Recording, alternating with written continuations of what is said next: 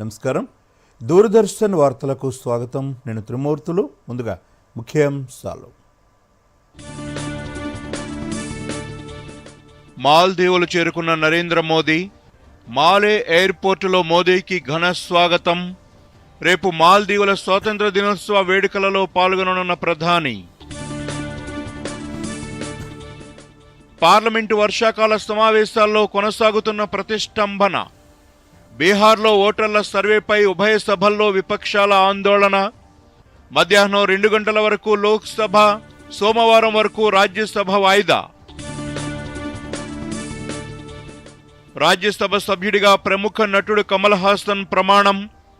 తమిళంలో ప్రమాణ స్వీకారం చేసిన ఎంఎన్ఎం వ్యవస్థాపక నేత.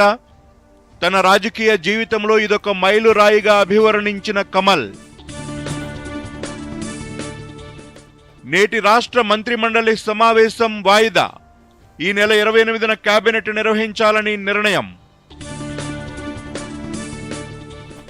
బీసీలను కాంగ్రెస్ మభ్యపెడుతుందన్న బీజేపీ. కులగణన సర్వే వివరాలు బయటపెట్టాలని MP Raghunandan Rao demand. BC declaration పేరుతో కాంగ్రెస్ మోసం చేస్తోందని కేంద్ర మంత్రి కిషన్ రెడ్డి ఆరోపణ. 2035 నాటికి అంతరిక్ష స్పేస్ స్టేషన్ నిర్మాణ దిశగా భారత్. ఇస్రో చైర్మన్ నారాయణన్ వెల్లడి. రాష్ట్రంలో మరో 4 రోజుల పాటు వర్షాలు. పలు జిల్లాలకు ఎల్లో అలర్ట్ జారీ. 2 రోజుల పర్యటనలో భాగంగా ఈ ఉదయం యూకే నుంచి మాల్దీవులు చేరుకున్న ప్రధాని నరేంద్ర మోదీకి అక్కడ ఘన స్వాగతం లభించింది. మాలే ఎయిర్పోర్టులో నరేంద్ర మోదీ అడుగుపెట్టగానే మాల్దీవుల అధ్యక్షుడు మొహమ్మద్ మొయిజ్ను ఆయనకు ఘన స్వాగతం పలికారు. మాల్దీవుల విదేశాంగ, రక్షణ, ఆర్థిక మంత్రులు, హోంల్యాండ్ సెక్యూరిటీ మంత్రితో సహా ఆ దేశ సీనియర్ కేబినెట్ సభ్యులంతా ప్రధానిని స్వాగతించారు. పెద్ద సంఖ్యలో విమానాశ్రయానికి చేరుకున్న ప్రవాస భారతీయులు సాంప్రదాయ నృత్యంతో ప్రధానికి వెల్కమ్ చెప్పారు. మాల్దీవుల్లో 2 రోజుల పాటు పర్యటించనున్న ప్రధాని మోదీ రేపు జరిగే మాల్దీవుల 60వ స్వాతంత్ర దినోత్సవ వేడుకల్లో ముఖ్య అతిథిగా పాల్గొంటారు. ఇవాళ సచివాలయంలో ముఖ్యమంత్రి రేవంత్ రెడ్డి అధ్యక్షతన నిర్వహించాల్సిన రాష్ట్ర మంత్రిమండలి సమావేశం వాయిదా పడింది. ఏఐసీసీ సమావేశంలో పాల్గొనేందుకు మంత్రులు పొన్నం ప్రభాకర్, కొండా సురేఖ, వాకిటి శ్రీహరి ఢిల్లీలోనే ఉన్నారు. వీరితో పాటు ఉప ముఖ్యమంత్రి భట్టి విక్రమార్క, నీటిపారుదల శాఖ మంత్రి ఉత్తమ్ కుమార్ రెడ్డి కూడా ఇంకా ఢిల్లీలోనే పర్యటిస్తున్నారు. 5 మంత్రులు ఢిల్లీలోనే ఉండడంతో కేబినెట్ సమావేశం వాయిదా వేయాలని సీఎం నిర్ణయించారు. ఈ నెల 28న మధ్యాహ్నం 2 గంటలకు కేబినెట్ భేటీ నిర్వహించాలని సీఎం రేవంత్ రెడ్డి సూచించారు. పార్లమెంటు వర్షాకాల సమావేశాల్లో వాయిదాల పర్వం కొనసాగుతోంది. గత 4 రోజుల పాటు ఉభయ సభలు విపక్ష పార్టీల ఎంపీల ఆందోళనతో అట్టుడుకుతోంది. ఇవాళ 5వ రోజు కూడా ప్రతిపక్షాలు ఆందోళనతో ఉభయ సభలు మిన్నంటాయి. బీహార్ ఓటర్ సమగ్ర సర్వేపై చర్చ చేపట్టాలని డిమాండ్ చేస్తూ లోక్సభలో ఇండియా కూటమి సభ్యులు ప్లకార్డులు ప్రదర్శించారు. స్పీకర్ ఓం బిర్లా పలుమార్లు సభ్యులను హెచ్చరించినా ఆందోళనను విరమించలేదు. దీంతో సభలో గందరగోళం ఏర్పడింది. ఈ క్రమంలో స్పీకర్ ఓం బిర్లా లోక్సభను మధ్యాహ్నం 2 గంటల వరకు వాయిదా వేశారు. అటు రాజ్యసభలోనూ విపక్ష సభ్యుల ఆందోళనలు కొనసాగుతున్నాయి. దీంతో రాజ్యసభ ఈ నెల 28కు వాయిదా పడింది. బీహార్లో ఈసీ చేపట్టిన ఓటర్ల జాబితా ప్రత్యేక సమగ్ర సవరణ ఎస్ఐఆర్ను వ్యతిరేకిస్తూ ప్రతిపక్ష పార్టీల ఎంపీలు ఈ ఉదయం పార్లమెంటు ఆవరణలో ఆందోళన చేపట్టారు. ఎంపీలంతా నినాదాలతో హోరెత్తించారు. ప్లకార్డులు పట్టుకుని పెద్ద ఎత్తున నినాదాలు చేస్తూ ర్యాలీ తీశారు. ఈ ర్యాలీలో కాంగ్రెస్ అగ్రనేతలు మల్లికార్జున ఖర్గే, ప్రియాంక గాంధీ, రాహుల్ గాంధీ సహా ఇండియా కూటమికి చెందిన ఎంపీలు పాల్గొన్నారు. ఈ సందర్భంగా ఏఐసీసీ అధ్యక్షుడు మల్లికార్జున ఖర్గే మాట్లాడుతూ ఓటర్ల జాబితాలో కేవలం సంపన్నుల పేర్లను మాత్రమే ఉంచి పేదల పేర్లు తీసేందుకు ఈసీ ప్రయత్నిస్తోందని ఆరోపించారు. అందరికీ ఓటింగ్ హక్కు సమాన ప్రాతిపదికన కల్పించాలని డిమాండ్ చేశారు. को डिनाई न करते हुए हम लोग उन सभी को पावर देना चाहिए. एक झाड़ू मारने वाला भी हो या इस देश में टाटा, बिरला या अदानी, अंबानी जैसे लोग भी हो, सबको बराबरी का वोटिंग होना चाहिए. आज ये रिवाइज करने की जो कोशिश कर रहे हैं ये बहुत बुरी बात है. इससे देश का भी नुकसान होता है और लोकतंत्र का नुकसान होता है। और संविधान के तहत ये लोग नहीं चल रहे, वो अपने हुकूमत को बचाने के लिए बहुत से चीजें कर रहे हैं, लेकिन ये ठीक नहीं है। आज उन्होंने एक सर्कुलर निकाला, सिर्फ ये बिहार के लिए नहीं है, सारे देश में वो रिवीजन करेंगे। రాజ్యసభ ఎంపీగా నటుడు మక్కల్ నీదిమయం పార్టీ అధినేత కమల్ హాసన్ ప్రమాణ స్వీకారం చేశారు. కమల్ తమిళంలో ఎగువ సభ సభ్యునిగా ప్రమాణం చేశారు. కమల్ హాసన్ తో పాటు తమిళనాడు నుంచి మరో 5 నేతలు ప్రమాణం చేశారు. 2018లో ఎంఎన్ఎం పార్టీని స్థాపించిన కమల్ హాసన్ 2021లో తమిళనాడులో జరిగిన అసెంబ్లీ ఎన్నికల్లో డిఎంకేకు మద్దతు ప్రకటించారు. ఎన్నికల్లో కూటమి అధికారంలోకి రాగా డిఎంకే ప్రభుత్వం ఏర్పడింది. డిఎంకేలో 134 మంది ఎమ్మెల్యేలు ఉండగా 4 రాజ్యసభ స్థానాలు ఆ పార్టీకి దక్కాయి. దీంతో రాజ్యసభ ఎన్నికల్లో కమల్ పార్టీకి రాజ్యసభ స్థానం ఇచ్చేందుకు కూటమి ఒప్పుకుంది. ఈ నేపథ్యంలోనే కమల్ హాసన్ రాజ్యసభకు ఎన్నికయ్యారు.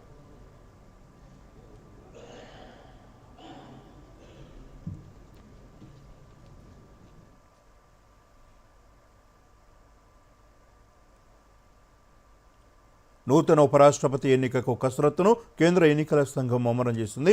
కేంద్ర న్యాయశాఖను సంప్రదించి ఉపరాష్ట్రపతి ఎన్నికకు రిటర్నింగ్ అధికారి, అసిస్టెంట్ రిటర్నింగ్ అధికారులను నియమించారు.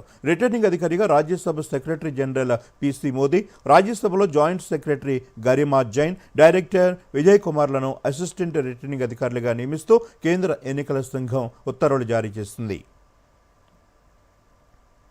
బీసీ డిక్లరేషన్తో రాష్ట్ర ప్రజలను కాంగ్రెస్ మోసం చేసిందన్నారు కేంద్ర మంత్రి కిషన్ రెడ్డి. ఢిల్లీలో మీడియాతో మాట్లాడుతూ 42% బీసీలకు 32% మాత్రమే అమలు చేస్తున్నారని కేంద్ర మంత్రి మండిపడ్డారు. సర్వేల పేరుతో బీసీల లెక్కను తగ్గించే ప్రయత్నం చేస్తోందని ఆరోపించారు. ముస్లింల కోటాను 4% నుంచి 10%కి పెంచారని విమర్శించారు. ఏమాత్రం చట్టబద్ధంగా న్యాయబద్ధంగా అమలుకు నోచుకోలేనటువంటి 10% ముస్లిం రిజర్వేషన్స్ను బీసీ రిజర్వేషన్స్తో కలిపి అమలు చేయాలని ఏదైతే రేవంత్ రెడ్డి, రాహుల్ గాంధీ ద్వయం ప్రయత్నం చేస్తూ ఉందో ఇది బీసీలకు అన్యాయం చేసే విధంగా ప్రయత్నం చేస్తూ ఉంది. గతంలో మనకు తెలుసు జిహెచ్ఎంసీ ఎన్నికల్లో 34% బీసీ రిజర్వేషన్స్ అమలు చేసినటువంటి చరిత్ర గతంలో జరిగింది. మళ్ళీ ఈరోజు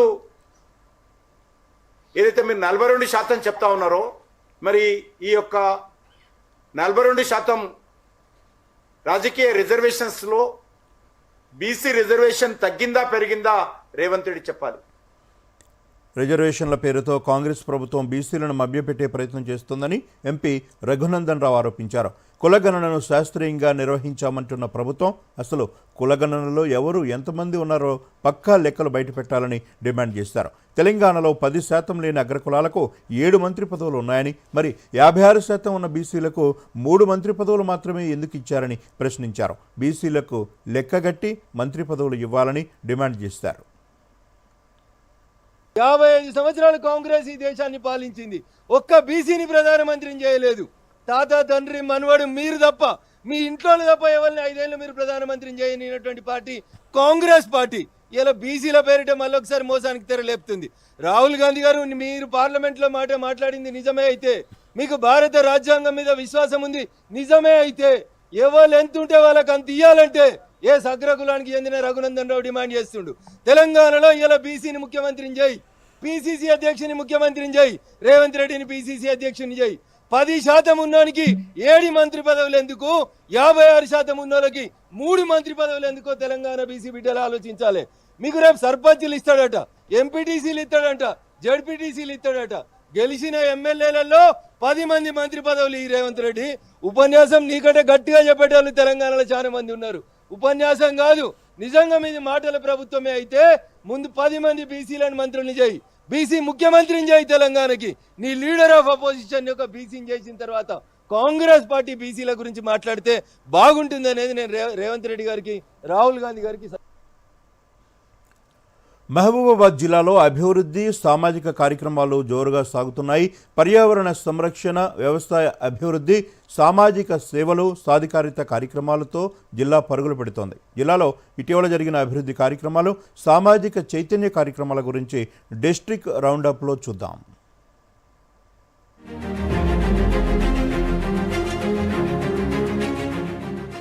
బంగాళాఖాతంలో ఏర్పడిన అల్పపీడనం కారణంగా గత 3 రోజులుగా మహబూబాబాద్ జిల్లాలో భారీ వర్షాలు కురుస్తున్నాయి. దీంతో మున్నేరు, ఆకేరు, పాకాల వాగులు ఉధృతంగా ప్రవహిస్తున్నాయి. గార్ల మండల కేంద్ర సమీపంలోని లో లెవెల్ బ్రిడ్జిపై పాకాల ఏరు పొంగి ప్రవహిస్తుండటంతో గార్ల నుంచి మద్దివంచ, రాంపురం గ్రామాలకు రాకపోకలు నిలిచిపోయాయి. దీంతో ఎటువంటి ప్రమాదమూ జరగకుండా పోలీసులు బారికేడ్లు ఏర్పాటు చేసి కాపలా కాస్తున్నారు. మరోవైపు గూడూరు మండలంలోని భీమునిపాదం జలపాతం, బయ్యారం మండలంలోని చింతోని గుంపు జలపాతాల వద్ద నీరు ఉధృతంగా ప్రవహిస్తుండటంతో సందర్శకులు తరలివస్తున్నారు. ఈ వర్షాలు ఎండిపోతున్న పంటలకు ఊపిరి పోసినట్లయింది. పత్తి పంట ఎండిపోతున్న తరుణంలో వర్షాలు కురవడంతో రైతులు సంతోషాన్ని వ్యక్తం చేస్తున్నారు. వ్యవసాయ పనులు ఊపందుకున్నాయి. వరి నాట్ల కోసం రైతులు సన్నాహాలు చేస్తున్నారు. సంక్షేమ పథకాల అమలులో రాష్ట్రం అగ్రస్థానంలో ఉందని, దేశంలోని అన్ని రాష్ట్రాలు తెలంగాణ వైపే చూస్తున్నాయని ఉప ముఖ్యమంత్రి మల్లు భట్టి విక్రమార్క తెలిపారు. మహబూబాబాద్ జిల్లా సోమ్లా తండాలో 100 కోట్ల రూపాయలు, కేసముద్రం మున్సిపాలిటీలో 300 కోట్ల రూపాయలతో అభివృద్ధి పనులకు మంత్రులతో కలిసి ఆయన శంకుస్థాపన చేశారు. ప్రపంచ జనాభా నియంత్రణ దినోత్సవం సందర్భంగా జనాభా పెరుగుదల ప్రపంచ సవాళ్లకు మూలమని జిల్లా వైద్య ఆరోగ్యాధికారి రవి రాథోడ్ అన్నారు. ప్రభుత్వ ఏరియా ఆసుపత్రి నుంచి నెహ్రూ సెంటర్ వరకు వైద్య సిబ్బంది, అధికారులతో ర్యాలీ నిర్వహించారు. జనాభా నియంత్రణ అవసరాన్ని గుర్తించి ప్రజల్లో చైతన్యం పెంచడం ద్వారా ఆరోగ్యవంతమైన సమాజాన్ని నిర్మించవచ్చన్నారు. పెరిగిన జనాభా వల్ల కలిగే నష్టాల గురించి విద్యార్థులకు, యువతకు, ప్రజలకు అవగాహన కల్పించాలని పంచాయతీ స్థాయిలో సమగ్ర కార్యక్రమాలు నిర్వహిస్తున్నామని రాథోడ్ తెలిపారు. బీజేపీ, బీఆర్ఎస్ పార్టీలను అధికారంలోకి రాకుండా చూడాలని సిపిఐ రాష్ట్ర కార్యదర్శి కొత్తగూడెం ఎమ్మెల్యే కూనంనేని సాంబశివరావు ప్రజలకు పిలుపునిచ్చారు. కురవి మండల కేంద్రంలో నిర్వహించిన సిపిఐ జిల్లా మహాసభలో ఆయన ముఖ్య అతిథిగా పాల్గొన్నారు. కమ్యూనిస్టు పార్టీ పుట్టిన తరువాత అనేక హక్కులు సాధించామన్నారు. 100 సంవత్సరాల నిర్మాణ బలం, సిద్ధాంత బలం ఉందని, కాంగ్రెస్తో ఎన్నికల పొత్తు ఉన్నప్పటికీ పేదలకు వ్యతిరేకంగా ఏ ప్రభుత్వం ఉన్నా పేదల పక్షాన పోరాటం చేస్తామని ఆయన అన్నారు. మహబూబాబాద్లోని గిరిజన ఆశ్రమ బాలికల గురుకుల పాఠశాలలో ఏసీబీ అధికారులు తనిఖీలు చేశారు. తూనికలు, కొలతల శాఖ, ఫుడ్ సేఫ్టీ, ఆడిట్ అధికారులతో కలిసి రికార్డులను పరిశీలించారు. అపరిశుభ్రత, బాత్రూంలకు తలుపులు లేకపోవటం, ఆహారంలో తక్కువ తూకం, నాణ్యతా లోపం, స్టాక్ రిజిస్టర్ సరిగా నిర్వహించకపోవటం వంటి లోపాలు బయటపడ్డాయని ఏసీబీ డీఎస్పీ సాంబయ్య తెలిపారు. మరోవైపు మహబూబాబాద్లోని లండన్ కిడ్స్ ఇంటర్నేషనల్ ఫ్రీ స్కూల్లో లష్కర్ బోనాలు ఘనంగా జరిగాయి. ఉపాధ్యాయులు డప్పు వాయిద్యాలతో బోనాలు ఎత్తుకుని ముత్యాలమ్మ ఆలయానికి చేరుకుని నైవేద్యం సమర్పించారు. చిన్నారుల పోతరాజు, ముత్యాలమ్మ వేషధారణ అందరినీ ఆకట్టుకుంది. సంక్షేమ కార్యక్రమాల నుంచి సాంస్కృతిక వేడుకల వరకు ఇది ఈరోజు మహబూబాబాద్ జిల్లా roundup. Bureau report, Doordarshan news.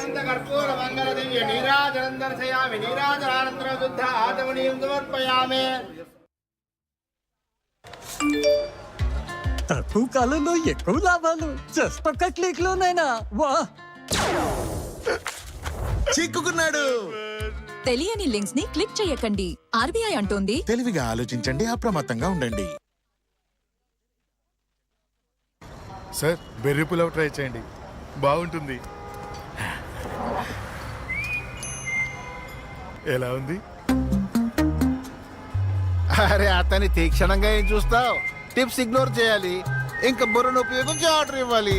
Market యొక్క స్టాక్ టిప్స్ ఎంతో మంది ఇస్తారు. డేంజరస్ కావచ్చు. కంపెనీ ఇంకా రిస్క్ గురించి పూర్తిగా అర్థం చేసుకోవాలి, తర్వాతే ఇన్వెస్ట్ చేయాలి.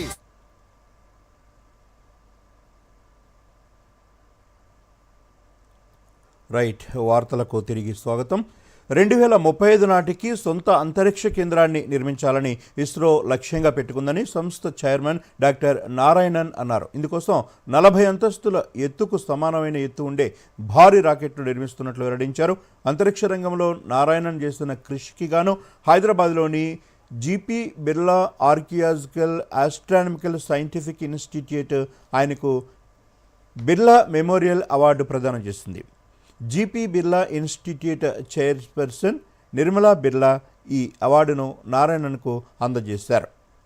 ఈ సందర్భంగా నారాయణన్ మాట్లాడుతూ నాసాతో కలిసి ఇస్రో రానున్న రోజుల్లో 12 రాకెట్లు నిర్మిస్తుందని, దీనికి ప్రధానమంత్రి నరేంద్ర మోదీ అన్ని విధాలా ప్రోత్సాహం అందిస్తున్నారని వెల్లడించారు. రాకెట్లో ప్రయాణం చేసేటప్పుడు అత్యవసర పరిస్థితులు ఏర్పడితే క్షేమంగా బయటకు వచ్చేందుకు ప్రయోగాలు చేస్తున్నామని ఇస్రో చైర్మన్ చెప్పారు. ఇందుకోసం వ్యోమగాములు శుభాంశు శుక్లా, ప్రశాంత్ నాయర్కు 10 నెలల పాటు శిక్షణ అందించనున్నట్లు తెలిపారు.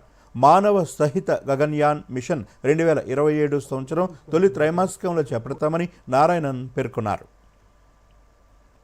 Today we are trying to understand how India should become number one in space application. At these 10 places we want to become number one.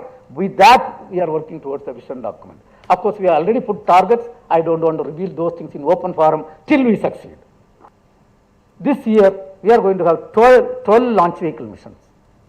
And third mission is planned this 30th this year. And this is the entire program what we have approved, what we have shown to government. And now we are building our own, working for building our own space station. We are going to have our own Chandrayaan landing. Right now 55 satellites are in the orbit serving the common man of this country, and another 3 years this number has to become almost 3 times. Because the requirement is huge. If you have to connect entire train, entire vessels, entire vehicles, and recently yesterday my friend was telling, when somebody is building national highway, whether how many area will be flooded, you have to understand through satellite. And actually the demand is so much, we have to build lot of satellites, so we are working towards that. In nutshell, I want to tell, a country which started 70 years, 60 years behind advanced countries in the space activities.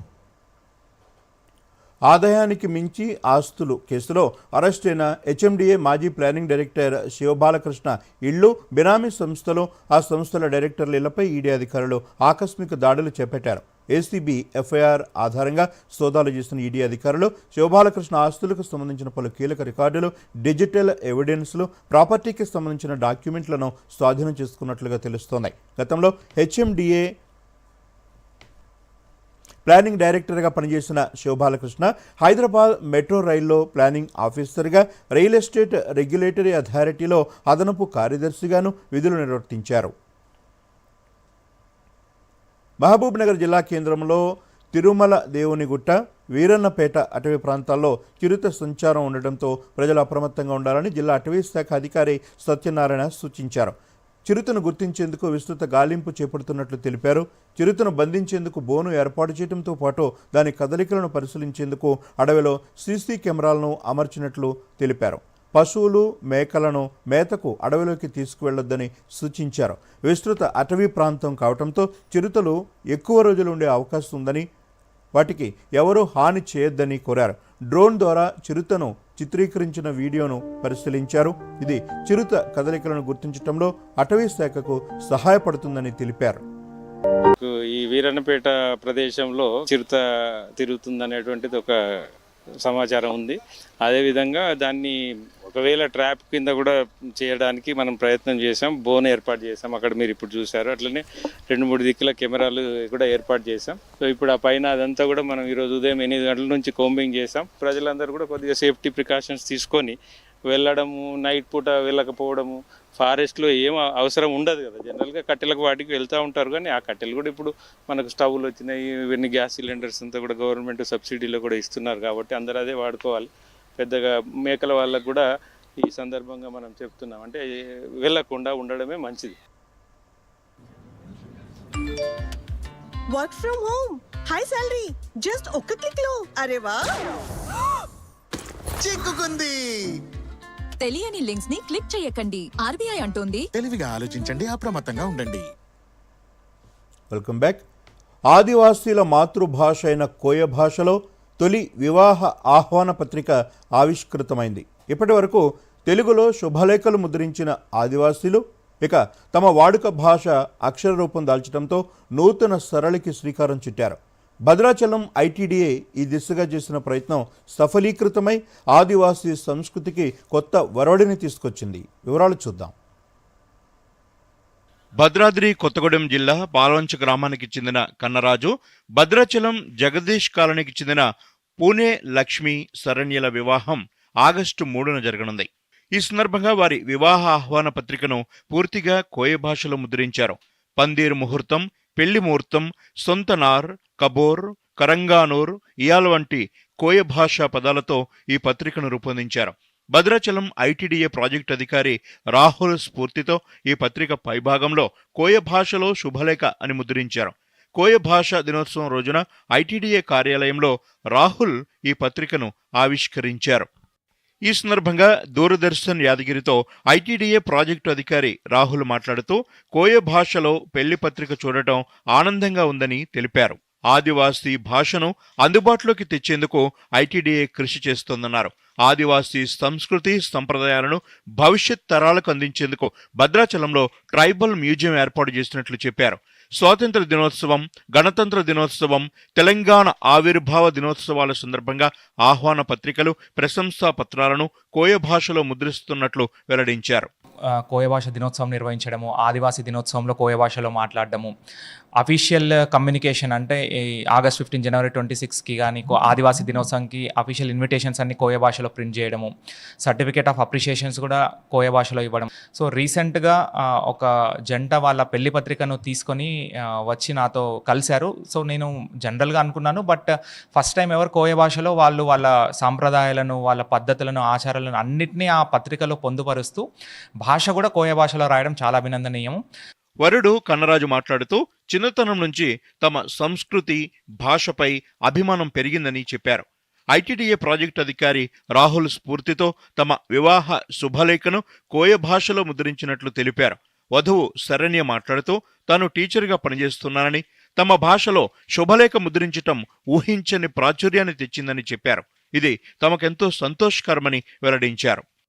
కోయ భాష వచ్చి కూడా మరి మనం ఏం చేయగలుగుతున్నామనే ఆలోచన చేసి, మరి నా వివాహము ఆగస్టు 3వ తారీఖున జరుగుతుంది కాబట్టి దానికి ముందుగానే 21వ తేదీన కోయ భాష దినోత్సవం సందర్భంగా పూర్తిగా యావత్ ఆదివాసీ తెగలకు సంబంధించినటువంటి అందరూ కూడా వెడ్డింగ్ కార్డులో వచ్చే విధంగా, మరి అందులోనే మా యొక్క సంస్కృతి సాంప్రదాయాలు అన్నీ కూడా వచ్చే విధంగా ప్రతి ఒక్కరూ తమ తమ సంస్కృతి సాంప్రదాయాలను గౌరవించాలని, నాకు చిన్నప్పటి నుంచి సంస్కృతి సాంప్రదాయాల పట్ల ఎక్కువ ఇష్టం ఉంది. ఆ ఉద్దేశంతోనే మా యొక్క కోయ సంస్కృతి, మా కోయ భాషని కూడా కాపాడాలని చెప్పి నేను మా కాబోయే హస్బెండ్ ఇద్దరం కలిసి ఆహ్వాన పెళ్లి పత్రికను కోయ భాషలోనే ముద్రించాలని, ఇలా ముద్రించడం ద్వారా ప్రతి ఒక్కరు కూడా తమ తమ సాంప్రదాయాలని రెస్పెక్ట్ ఇస్తారని. కోయ భాషలో తొలి వివాహ శుభలేఖ ఆదివాసీ సంస్కృతికి కొత్త గుర్తింపును తెచ్చింది. ఈ ప్రయత్నం గిరిజన భాష సంప్రదాయాలను భవిష్యత్ తరాలకు అందించే దిశగా ఒక ముందడుగు కానుందని ఆశిద్దాం. Bureau report, Doordarshan news. భారతదేశం రక్షణ సామర్థ్యంలో మరో ముందడుగు వేస్తుంది. మానవరహిత డ్రోన్తో నిర్వహించిన ప్రయోగం విజయవంతమైంది. కర్నూలులోని నేషనల్ ఓపెన్ ఏరియా రేంజ్లో UAV launched precision guided missile పరీక్ష విజయవంతంగా జరిగింది. ఈ ప్రయోగం విజయవంతం కావడంపై రక్షణ మంత్రి రాజ్నాథ్ సింగ్ హర్షం వ్యక్తం చేశారు. ఈ సందర్భంగా డిఆర్డీఓకు ఎక్స్ వేదికగా శుభాకాంక్షలు తెలిపారు. కీలకమైన రక్షణ సాంకేతిక పరిజ్ఞానాలను అందిపుచ్చుకుని ఉత్పత్తి చేసే స్థాయికి భారత్ చేరుకుందన్నారు. ఈ క్షిపణి అభివృద్ధి, తయారీలో భాగస్వాములైన ఎంఎస్ఎంఈ స్టార్టప్లను రక్షణ మంత్రి అభినందించారు. రాజస్థాన్లోని జలావర్లో విషాద ఘటన చోటు చేసుకుంది. ఉన్నత ప్రాథమిక పాఠశాల భవనం పైకప్పు కూలి విద్యార్థులపై పడడంతో 4 మృతి చెందారు. మరో 10 మంది చిన్నారులకు గాయాలు కావడంతో హుటాహుటిన ఆసుపత్రికి తరలించారు. ఘటనా స్థలంలో సహాయక చర్యలు కొనసాగుతుండగా శిథిలాల కింద చిక్కుకున్న విద్యార్థులను కాపాడేందుకు ప్రయత్నిస్తున్నారు. స్థానిక నివాసితులు, పోలీసులు, అధికారులు సహాయక చర్యలను వేగవంతం చేశారు. శిథిలాల కింద పలువురు విద్యార్థులు చిక్కుకోగా మృతుల సంఖ్య పెరిగే అవకాశం ఉన్నట్లు తెలుస్తోంది.